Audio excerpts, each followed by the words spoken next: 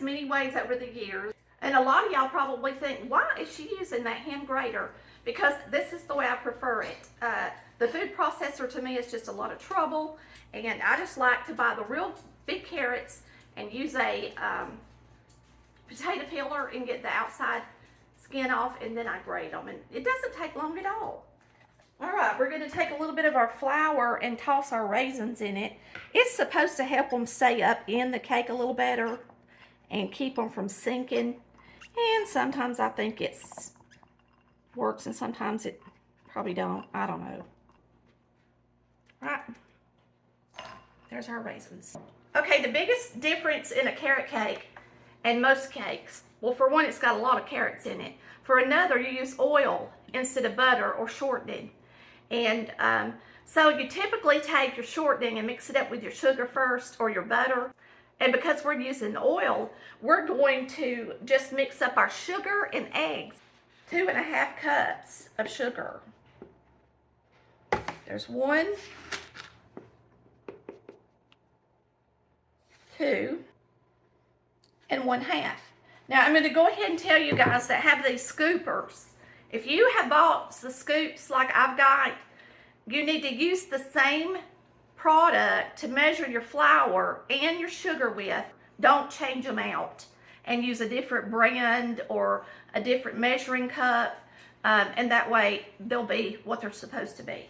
So we're going to turn this on and add 4 eggs.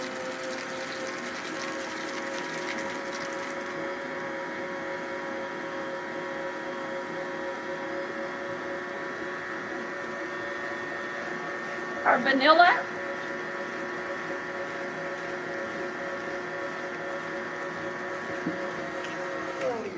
Next, we're going to put in a cup of cooking oil, and I'm using corn oil. And then we're going to put in our spices.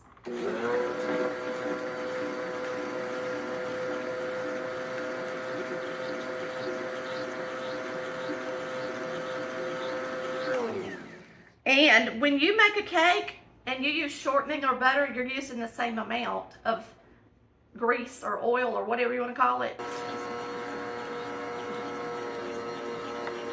This is 1.5 teaspoons of cinnamon.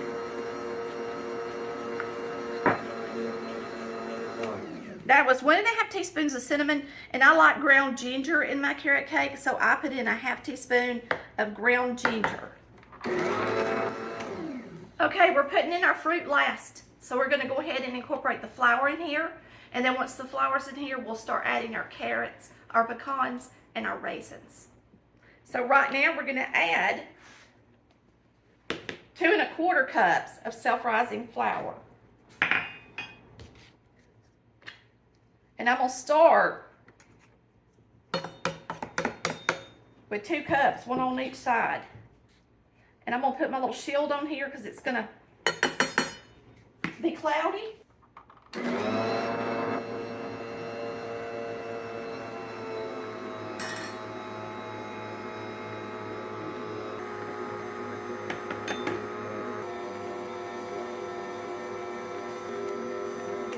All right, that's mixed about a minute. And now we're going to add our carrots. Our oven is preheated to 350 degrees. You got 3 cups of shredded carrots. We're using an 8-ounce container of crushed pineapple. Use it all. And a cup of chopped pecans. And I think I might have a little to grow on there, in there. And that's it. That's all there is to it, except our raisins. Now I mixed up half golden and half regular raisins. And let me see. We're really only supposed to use 1/2 cup. And if you want to use more, you can. I think I'm going to because I mixed them up. All right, we're going to fold this together.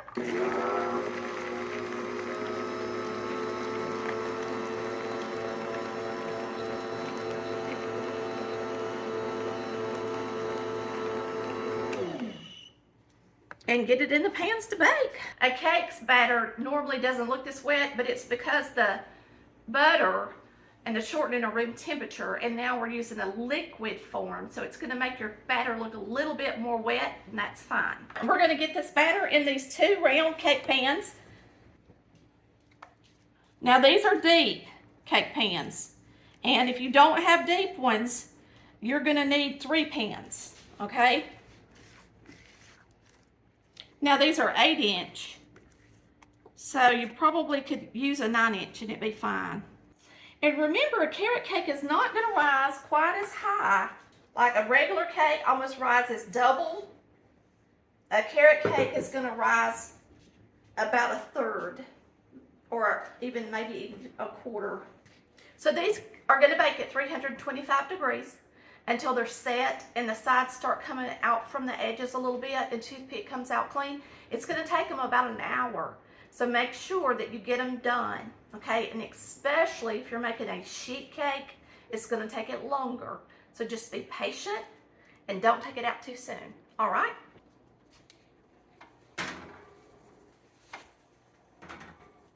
All right, our cake's done. It took it 1 hour and 10 minutes. And it smelled up the house and smells so good. It looks very delicious. This one is pulling away from the sides. That other one, not so much yet. Yeah, it's pulling away some. So they're done and ready. Now I'm gonna let these sit out at room temperature for about 10 minutes, and then we'll flip them out on some parchment paper. Oh, I can't wait to eat it. One. Well, let me tell y'all, I am going to let these cool all the way down, wrap them, put them in my freezer tonight so that I can split the layers when I ice the cake. So we're going to start with a stick of butter, and I'm using my whisk attachment instead of the paddle since I'm making icing, and that'll whip a little air into the icing and make it a little fluffier than if I used a paddle. So now we're going to put in 8 ounces of room temperature cream cheese. And we're going to whip this until it's light in color and fluffy. Okay, you can see how light in color this is once it gets mixed in there good with that butter. We're going to add a little bit of vanilla flavoring, about a teaspoon. And we're also going to add a little evaporated milk. Evaporated milk is equivalent to cream. So if you don't have any evaporated milk, you can always use cream. So I'm going to use a tablespoon.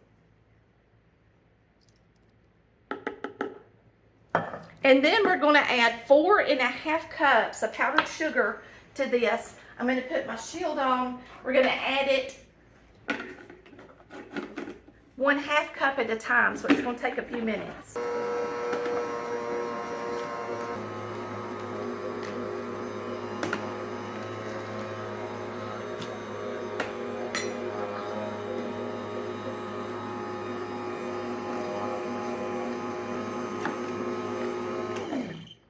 Creamy. Fluff it up.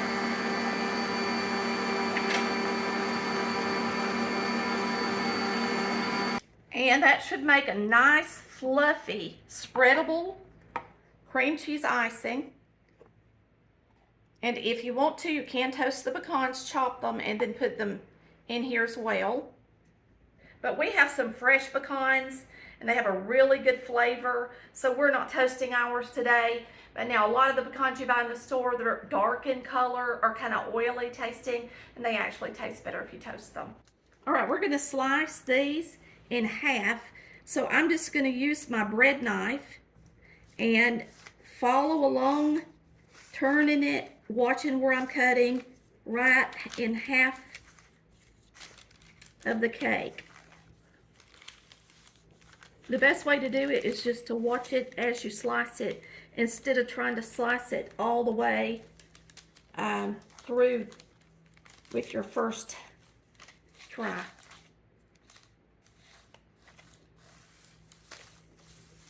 All right, so there we have that one. It's a pretty layer. So I'm going to slice this other one, and we're going to get to decorating this up. Okay, so I'm going to put a little bit of icing on my tray. I was going to show you guys these boards I got. I got a lot of them, and I think it was $14 on Amazon, and the link is on the website. But you get a board that's good for a 6-inch cake to decorate it, and this will be an 8 or a 9, and then this would be good for 10-inch. So, of course, you could, the bigger they are, it doesn't matter. You could do a smaller cake on them. So we're going to get our first layer on here.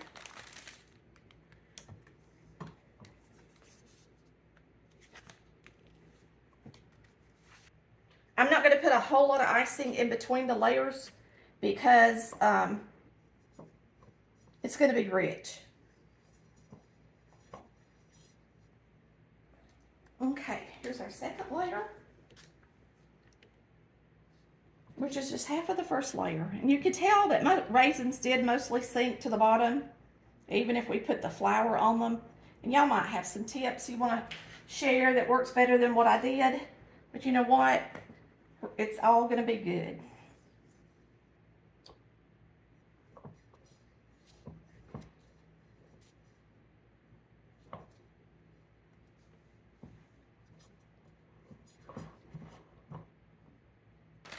This one, I'm going to try to center it.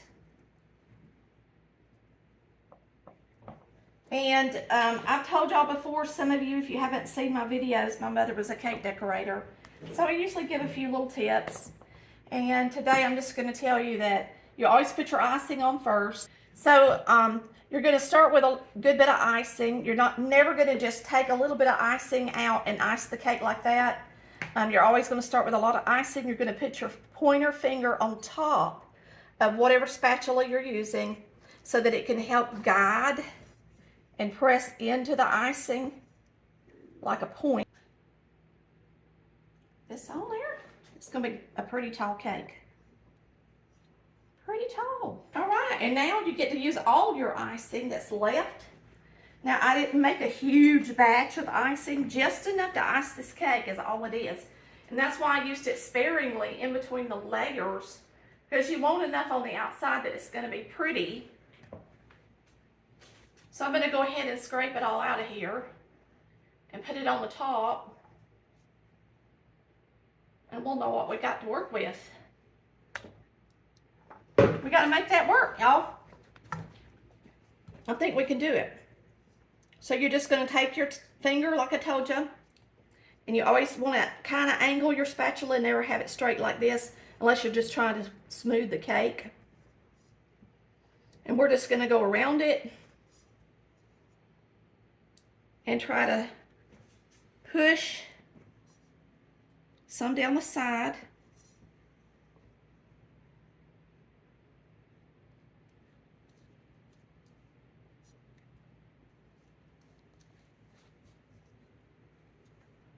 Now we're just going to make the top a little pretty. We're going to put a few pecans on the top for the top.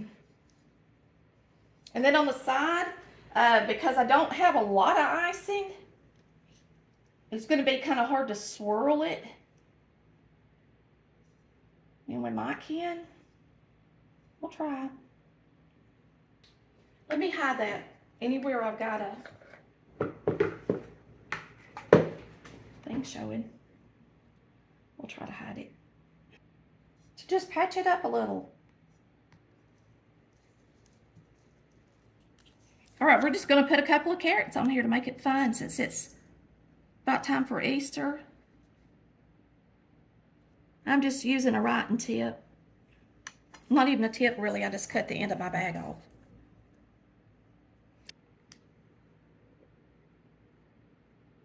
Make these bigger. Okay, and we got a little stem.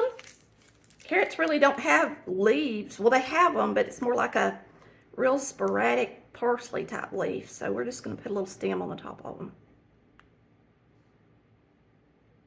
Now I've got icing already made, so it's easy for me to mix up a little bit of orange and green. You can get it at the store already made. Buttercream that I got from Sam's Club, okay?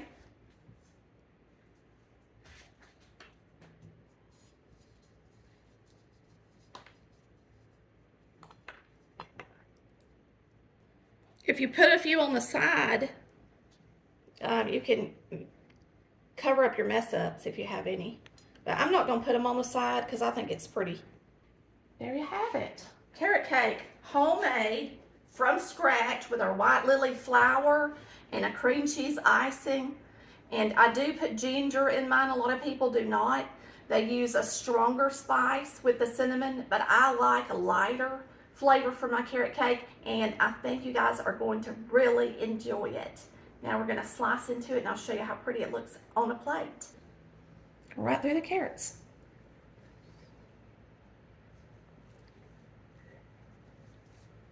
And it's got fruit in it, so I'm using a bread knife.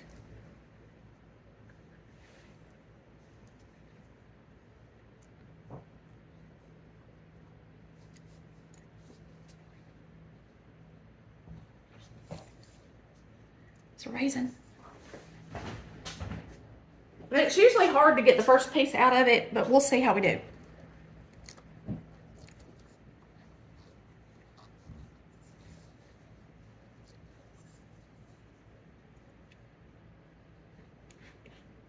And there it is.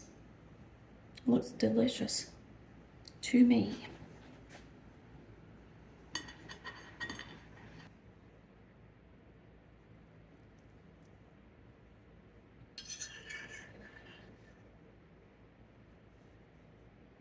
Now that is a moist carrot cake.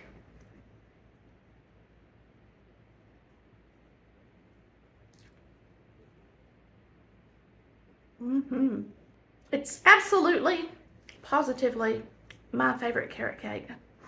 And that's what my recipe says, my favorite carrot cake. Y'all have a wonderful and blessed day. And we thank you so much for watching Collard Valley Cooks, where we cook like our mamas did. Grate the carrots, mix the batter light, baking up a piece of pure delight with cream cheese, icing, smooth and sweet. Southern carrot cake's a world-class treat. We're cooking